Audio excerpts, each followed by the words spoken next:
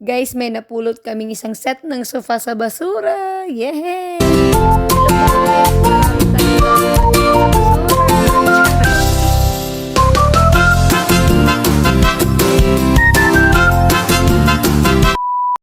Tingnan nyo guys, ito po yung sofa na nakita ng asawa ko kanina. So, kanina kasi lumabas siya, may kinuha siya, may pinick up siya na free item din. At nakita nyo to nilalabas. And he was hesitant at first kasi kalalabas lang ng sofa niyan, baka naman hindi pa tinatapon. Kaya yung ginawa niya talaga, nag-doorbell talaga siya at tinanong kung pwede ba namin kunin yun or kung hindi na ginagamit at kami na yung kukuha. Buti na lang mabait yung may-ari. Sabi naman is, yes, they are going to get rid of that kasi may bago na silang sofa. So, yan, nakuha namin. So, wala nang mga chichiburichi as in, kinuha talaga namin kahit medyo malayo siya. Ay, hindi naman talaga malayo kasi parang isang kanto lang then yung place na namin na tinitirahan dito. Kahit mabigat, pinagtulungan talaga ni Sir Rex at ang husband ko para lang madala sa bahay kasi sayang guys, look at that, diba? Ang ganda pa. Yung problema niya lang talaga is sa isang part is parang may butas na siya pero magagawa niyo ng paraan. So, sobra ang ganda nito. Kasi kung bibilhin mo yan, sobrang mahal niyan. Mabigat talaga siya guys kasi metal yung sa ilalim. At guys, reclining set yan. So pwedeng mong maitaas yung sa leg part para hindi ka masyadong mahirapan. Para relax na relax talaga, 'di ba? Sino ba namang sayang din naman 'yan kung itatapon lang nila, 'di ba? Since kailangan din namin kahit hindi gray kasi yung usapan namin dapat gray pero okay na 'yan. Team kahoy tayo, charot.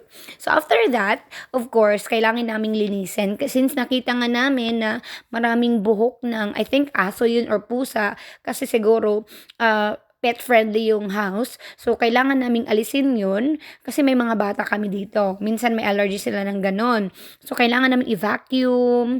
Vacuum talaga namin para makuha yung mga buhok-buhok sa ilalim. As in, then, sa ilalim din, medyo basa na siya. Although, leather naman siya. So, hindi pumapasok yung water.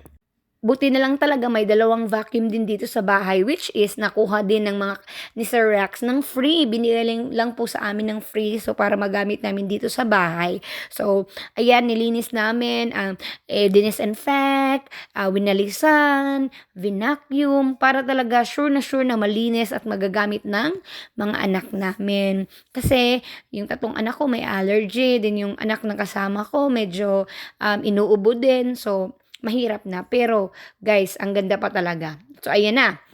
Isa-isa na siyang pinapasok. Mabigat talaga siya, guys, kasi kaya nga nagrereklamo yung kasama namin at yung husband ko masakit daw sa baywang kasi syempre, tatayo ka. Medyo mabigat talaga. Buti lang hindi kami pinagbuhat. Mababait yung husband namin, so hindi talaga pwede. O, di ba? Look at that. Yung medyo magaan lang yung isang set na part na yung parang sa ano lang siya, dun sa corner, naka-corner set siya. By the way, guys, itong chair na to, may para siyang, kailangan talagang pagsamahin sila, correct yung pagsasama nila kasi may part dyan na parang magnet na nagko-connect sila, dapat nakakonect. So, before namin in-arrange, may diskusyon muna kung paano yung arrangement para hindi medyo masikip kasi yung part na yan is sketch namin yan. So, may dining set, may dining area kami dyan, tapos may kitchen. Ayan may yan, parang tall na mataas para sa kitchen. So, ayan, buti na lang sa ilang minutong pagdidiskusyon, nahanap na rin ang tamang pwesto. Charot. At ang ganda na niyang tingnan, guys. Look at that, 'di ba? Sinong mag-aakalang napulot lang 'to sa basura? So with, of course, the TV, the lamp, and the plants from nakuha nila kay Sir Colipano. And yan na guys, yung mga nakikita nyo dyan sa sala namin, those are pick up for free din. Nakuha namin for free at yung iba is napulot talaga. Binigay sa amin.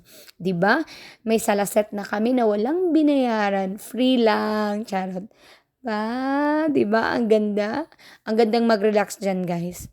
'Di ba? Feeling mayaman lang. So, yun lang, guys. Thank you for watching. Do not forget to like and share my video. And please subscribe or like my page. Bye!